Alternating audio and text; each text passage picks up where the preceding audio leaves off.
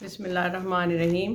M.A Urdu ادب سال اول پرچہ دوئم، افسانوی نثر اور ڈرامہ۔ آج ہم توبتہ النصوح ڈپٹی نذیر احمد کی لکھی ہوئی کہانی اس کا ہم ذکر کریں گے، سنائیں گے آپ کو، اور اس کے بعد سوالات ہوں گے۔ جب تک اصل مقصد سمجھ نہیں آئے گا جوابات میں گہرائی نہیں ہوتی۔ پہلے آپ اس کو سنیں، پھر اس کو آپ اپنے جوابات میں شامل کریں جو آپ کو بتایا جائے گا۔ ڈپٹی نذیر احمد کا لکھا ہوا ناول توبتہ النصوح، جس کے نام سے ہی ظاہر ہے کہ یہ نصوح کی توبہ ہے۔ نصوح دہلی کے ایک مشہور متوسط خاندان کا ایک لاپرواہ فرد ہے اور امور خاندانداری سے اسے کوئی تعلق نہیں۔ شہر میں ہیضہ کی وبا پھیل گئی۔ وبا وہی جیسے آج کل کووڈ-19 پھیلا ہوا ہے، اس طرح آج سے 100 سال پہلے ہندوستان میں اس قسم کی ہیضہ کی وبا پھیلی تھی، جس زمانے میں یہ ناول لکھا گیا تھا، اس کا اس میں ذکر بہت ہے۔ چنانچہ اس کے گھر کے 3 افراد اس وبا کی نظر ہو گئے، یعنی ان کا انتقال ہو گیا۔ نصوح خود بھی اس بیماری میں مبتلا ہو گیا اور سخت بدحواسی کا شکار ہوا، لگا کہ مرنے لگا ہوں۔ ڈاکٹر نے اسے نیند کی دوائیاں دے دیں تاکہ وہ سکون اسے نصیب ہو۔ وہ سو گیا اور کافی لمبا سونے کے بعد جب وہ بیدار ہوا تو اس نے اس دوران ایک خواب دیکھا، اور وہی خواب جو ہے اس قصے کی بنیاد ہے۔ نصوح اپنے خواب میں حشر کا میدان، اعمال نامہ، قبر کی اذیتیں، دوزخ کا عذاب اور قیامت کا احوال سب کچھ دیکھتا ہے۔ خوف کے مارے ہراساں، ترساں، لرزاں خواب کی صورتحال اس کے سامنے تھی۔ خوف کے مارے پریشان تھا اور اب اس کے دل میں اپنی اور اپنے اہل خانہ کی اصلاح کا خیال پیدا ہوا۔ سب کی اصلاح کرنا اس نے اپنا مذہبی فریضہ سمجھا اور جو کچھ اس سے بن پڑا اس نے کیا، اور ان اصلاحی کوششوں میں اہل خانہ کی طرف سے اسے طرح طرح کی دقتوں اور دشواریوں کا سامنا کرنا پڑا، چونکہ دھن کا پکا تھا اور اس وجہ سے خاندان کی تمام مزاحمتوں کا استقلال کے ساتھ سامنا کرتا رہا۔ کلیم اور اس کا دوست مرزا ظاہردار بیگ کا واقعہ بھی اسی ناول میں نمایاں حیثیت رکھتا ہے، دلچسپ ہے، عبرت آموز ہے، اس میں بامسمہ ہے۔ دونوں کے کردار لافانی ہیں۔ ناول کا مقصد یہ ہے کہ والدین کو اپنی اولاد کی دینی اور اخلاقی تربیت کے لیے صرف استاد پر ہی بھروسہ نہیں کرنا چاہیے، بلکہ اپنی نیکی اور اپنی اولاد کو کردار اور اعمال کی روشنی خود بخشنی چاہیے، پھر استاد کے اوپر تھوڑا سا بھروسہ آپ کر لیں۔ بلا شبہ مولوی صاحب کے اس ناول کو مذہب اور اصول تعلیم کی روشنی میں سماجی زندگی کو بہتر بنانے کی کوشش قرار دیا جا سکتا ہے۔ اب سوالات اسی طرح بیچ میں آئیں گے۔ نذیر احمد نے اپنے ناول میں دہلی کے مسلمان شرفاء، متوسط گھرانوں کی زندگی پیش کی ہے، لیکن ان کا مطالعہ نہایت وسیع ہے۔ دیکھا یہ ہے کہ ان کے قصوں کا بیشتر مواد ان کے ذاتی مشاہدات سے ماخوذ ہے۔ واقعات ہوں یا کردار، کم و بیش سب کا تعلق ان قصوں سے اتنا ہی ہے کہ شعوری اور لاشعوری طور پر تجربات کے موتی وہ چن چن کر لڑی میں پرو دیتے ہیں۔ جب نصوح نے خواب میں دیکھا کہ ان کے گھر میں بے دینی بہت ہے تو اس بے مقصد بے دین زندگی پر افسوس کرتے ہوئے اس نے پورے خاندان کی اصلاح کا بیڑا اٹھایا تو اپنی بیوی فہمیدہ کو مشورے کے لیے بلایا۔ اس سے مشورہ کیا کہ گھر کی اصلاح کس طرح سے کرنی ہے، یہ اس کے ساتھ اس کا ساتھ دے۔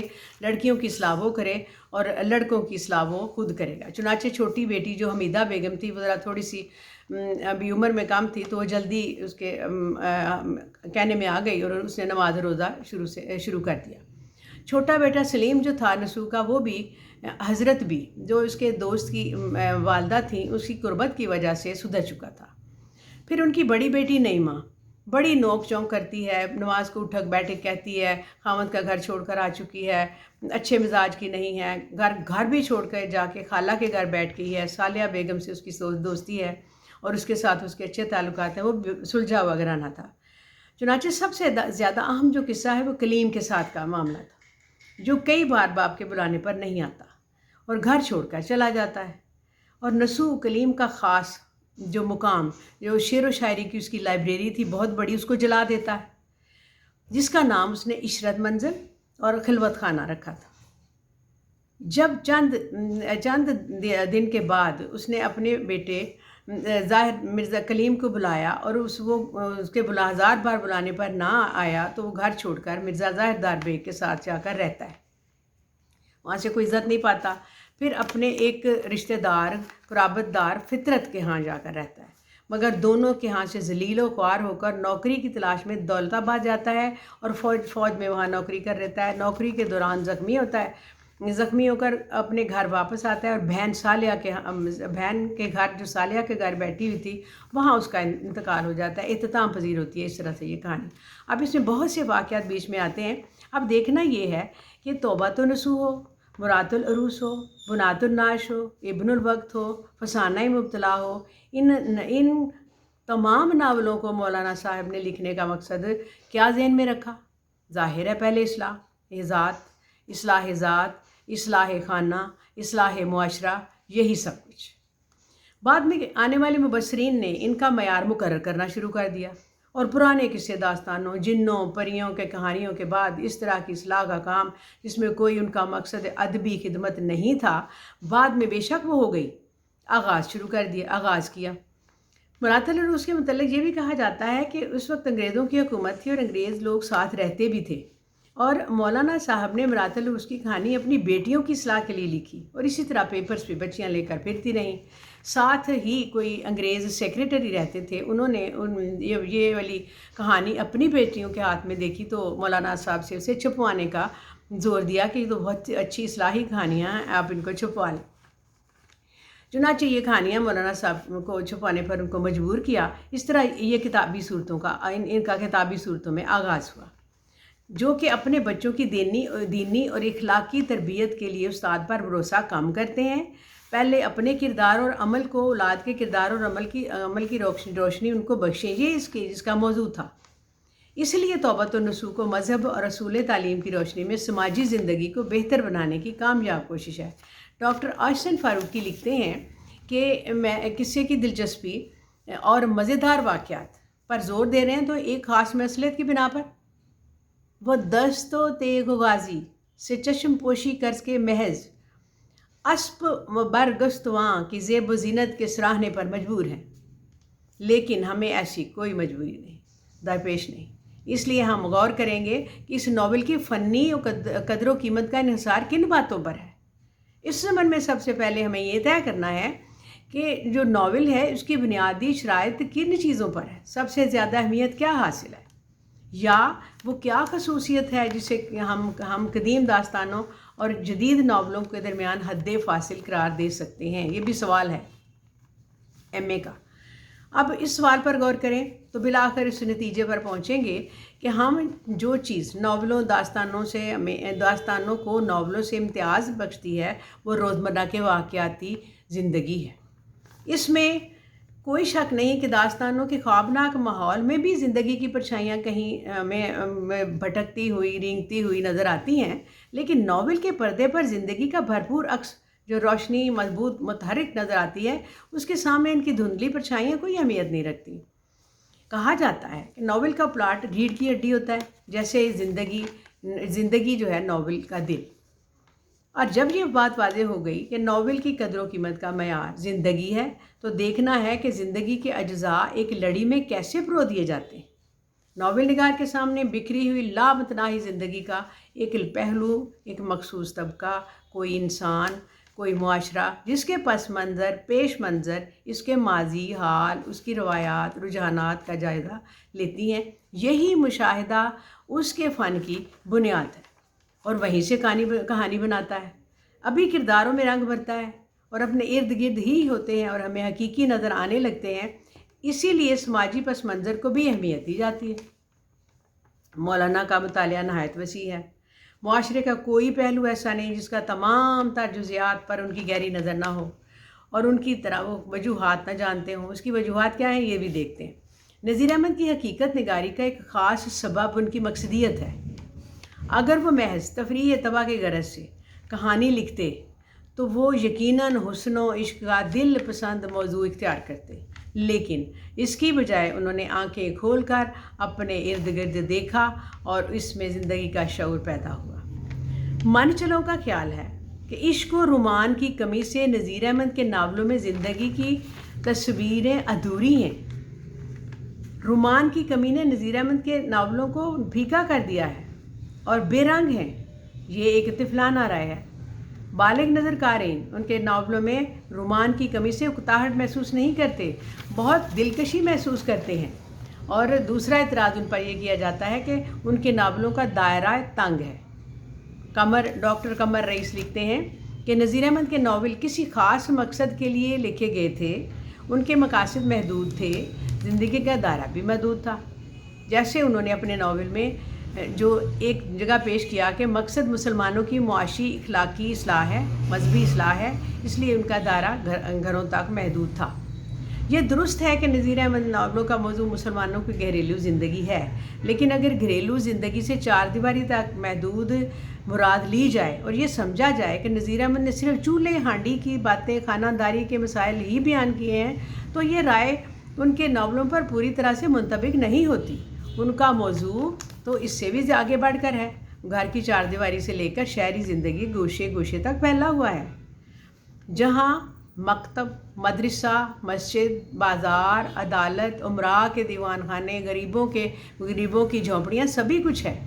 اور جو اس وقت مسلمانوں کی حالت تھی گویا آوے کا آوا ہی بگڑا ہوا تھا، جس کی وجہ سے انہوں نے ثقافتی اور سماجی زندگی کا جائزہ لیا۔ لہٰذا یہ غلط ہے کہنا کہ ناولوں کا زندگی کا دائرہ محدود ہے، یہ بھی بات غلط ہو گئی۔ اور جس ناول کو ہم دیکھ رہے ہیں توبتہ النصوح، اس کا موضوع ہے تربیت اولاد۔ قصے کا آغاز ہی وبا کی ذکر سے ہوتا ہے۔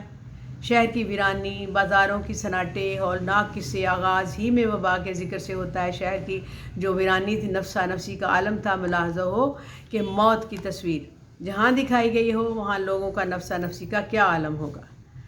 موت کا خوف کس طرح دنیا داری سے کاٹ کر خدا پرستی اور صلح کاری کے نور سے معمور کر دیتا ہے۔ نصوح جیسا صابر و شاکر ہے، خود کو دنیا سے بے تعلق سمجھتا ہے، مگر عام لوگوں سے زیادہ جان نثار حوصلہ رکھتا ہے، لیکن جب جان پر آ بنتی ہے تو پتہ چلتا ہے کہ اس کا تو وجود کا بال بال دنیا کے جنجال میں جکڑا ہوا ہے۔ اولاد میں جو جوان بیٹیوں کی شادیوں کا مسئلہ لگتا ہے، آج کل کی طرح ہی ہوگا۔ وبا کے انسداد کے لیے جو تدبیریں کی گئی ہیں ان کی تفصیل ذرا طویل ہے، لیکن جن علاقوں میں جہاں وبا پھیلے وہاں کے خوشحال گھرانوں میں کچھ اہتمام بھی کیا جاتا تھا، دیسی دواؤں کے ساتھ انگریزی دواؤں کا رواج بھی ہو چکا تھا۔ لیکن عوام توہم پرستی ان کی یہ دیکھیں کہ وہ سمجھتے تھے کہ یہ جو وبا ہے نا، کسی بڑے آدمی رئیس کسی کی بھینٹ لے کر جو ہے نا یہ ہماری جان چھوڑے گی۔ چنانچہ جب نواب عمدۃ الملک کا انتقال ہوا ہیضے سے، تو لوگ کہنے لگے کہ اب ٹھنڈک پڑی ہے، اب وبا کو ٹھنڈک پڑی ہے۔ زمانہ بدلا، مسلمانوں کی حکومت و اقتدار کی بساط الٹی، چند لنگڑے نواب، لٹے پٹے رئیس رہ گئے جن کی جاگیریں بھی ہندو ساہوکاروں کے ہتھے چڑھ رہی تھیں۔ لیکن بدبختی سے جاگیرداری کی تمام لعنتیں اب تک عوام کے دماغوں پر مسلط تھیں۔ وہی شاخرچیاں، وہی خرمستیاں، شریف زادوں کے شب و روز کن کن باتوں میں صرف ہوتے تھے، ذرا دیکھیے کلیم کی زبانی۔ کلیم اس دور میں بگڑے ہوئے نوجوانوں کی نمائندگی کرتا ہے۔ کہتا ہے کہ دنیا میں جیسے شریف معزز گھرانوں کے بیٹے ہیں، اگر میں سب میں اچھا نہیں تو کسی سے برا بھی نہیں۔ مشاعرے میں لوٹ لیتا ہوں، شطرنج میرے جیسا کوئی نہیں کھیلتا، گنجفے چوسر سے میرا کوئی مقابلہ نہیں، کبوتر ہماری چھتوں پر سب سے زیادہ، پتنگ ایسی اڑاتا ہوں کہ کئی نہیں ہزاروں کاٹی، لکھنے پڑھنے میں سب سے آگے، میں نہیں جانتا کہ امیر زادوں کے کون سے ہنر ہیں جو مجھ میں نہیں۔ لیکن وہ آج کا نوجوان کے بگڑے ہوئے، کلیم اس دور کے بگڑے ہوئے نوجوانوں کا نمائندگی کرتا ہے۔ بھائی کی نماز کا مذاق اڑاتا ہے، باپ کو خبتی سمجھتا ہے، دینداری کو خلل دماغ کا، ماں کو کہتا ہے اپنے افعال کا ذمہ دار میں خود ہوں، اپنے اعمال کا ذمہ دار میں خود ہوں، مجھ پر اعتراض نہ کریں، میں اپنی ہر بات کا جواب دہ ہوں۔ پھر اقبال نے کہا تھا، تیرے صوفے ہیں افرنگی، تیرے قالین ایرانی، لہو مجھ کو رلاتی ہے جوانوں کی یہ تن آسانی۔ یہ تمام مشاغل جو 19ویں صدی میں 19ویں کے نصف اول کے پرامن اور بافراغت زندگی میں قلعے کے سلاطین اور شہر کے شریف زادوں کے معمولات میں داخل تھے، انقلاب 1857 کے بعد بقول کلیم میں امیر زادوں کے ہنر سمجھے جاتے تھے۔ دل اجڑ چکی تھی، لیکن بادہ و شبانہ نذیر احمد کی نگاہ صرف تاریک تصویر پر نہیں پڑی، انہوں نے ان کی بھیانک تصویر بھی ہمارے سامنے پیش کی، جو کہ کہیں کہیں اب بھی ایسی سچی دینداری، نیکی اور شرافت کے چراغ بھی نظر آتے تھے، جیسے نذیر کے بیٹے سلیم نے اپنے دوست کے ہاں جا کر حضرت بی کے کہنے پر ساری بری عادتیں چھوڑ دی تھی، اور حضرت بی کے گھر کا ماحول بہت پاکیزہ تھا، انہوں نے بڑی شفقت اور محبت دکھائی تھی اور لڑکا سیدھے راستے پر آ گیا تھا۔ نعیمہ سدھر گئی تھی، لیکن کلیم کا انجام اچھا نہ ہوا۔ توبۃ النصوح میں نئے سیاسی حالات، نئی تہذیب کے آثار و شواہد بھی جا بجا مختلف صورتوں میں ملتے ہیں۔ علاج کے ایلوپیتھی ذکر بھی، سرکاری اسپتالوں کا ذکر بھی ہے۔ وہ مذہب اور اخلاق کی تمام قدریں، اس دور کے نوجوان جو کلیم کا نقشہ پیش کرتے ہیں، مادر پدر آزاد ہوں گے اور وہ مذہب اور اخلاق کی تمام قدریں بھول کر ذہنی آوارگی، تہذیب و معاشرت کے دائرے سے باہر ہو جاتے ہیں۔ چال ڈال، وضاقتہ میں نسوائیت جلوہ نما ہو جاتی ہے، لباس، تراش فراش میں جھچھورا پن اس وقت کا فیشن بن جاتا ہے۔ آج کل کے نوجوانوں کو دیکھیں، نوجوان شریف زادے کثرت سے مبتلا اس قسم کی حرکتوں میں پائے جاتے ہیں، یعنی عورتوں کی طرح زیب و زینت۔ غنیمت ہے کہ اس زمانے میں کو ایجوکیشن نہیں تھی، ورنہ لڑکیاں بھی ٹیڈی کلچر کی بہار دکھا رہی ہوتی۔ فیض احمد فیض لکھتے ہیں کہ ایک خاص نوعیت کی واقعیت نگاری میں ہم نے آج تک نذیر احمد کا جواب پیدا نہیں کیا۔ اگر انقلاب، فیض احمد فیض کے مطابق، اگر انقلاب مزدور، کسان، عوام، جمہور سے مراد ہے تو پھر بے شک نذیر احمد اس قسم کے انقلابی نہ تھے۔ کہ کیسے انہوں نے امیروں، نوابوں کی عیاشیوں کی داستانیں نہیں لکھی، جبکہ مسلمانوں کے مسائل ان کے روزمرہ کی زندگی کی عکاسی کی ہے۔ جاگیرداری نظام کے زوال کے بعد متوسط مزدور سرمایہ دار کے دکھ درد کو بھی سمجھا ہے، جو امیرانہ چونچلوں اور اس کے بعد متوسط طبقوں کے جو سکھی لوگوں کا ذکر بھی کیا ہے، اچھے لوگوں کا ذکر بھی کیا ہے۔ ذرا تصور کریں کہ نذیر احمد جیسا عالم اپنی دستار فضیلت کے ساتھ عوام کے ہجوم میں کھڑا عوام کی بولی بولتا ہے۔ یہ تھا ان کا مختصر سا جائزہ جو مجھے محدود وقت میں پیش کرنا تھا، تو اب اس کو آپ نے دیکھنا ہے، سمجھنا ہے۔ بیسک باتیں تو سمجھ آ گئی ہوں گی، لیکن آپ اپنا سوال تیار کرنے سے پہلے اس میں سے پوائنٹس آپ ضرور لیں اور لنک کریں، سبسکرائب کریں۔ شکریہ، السلام علیکم۔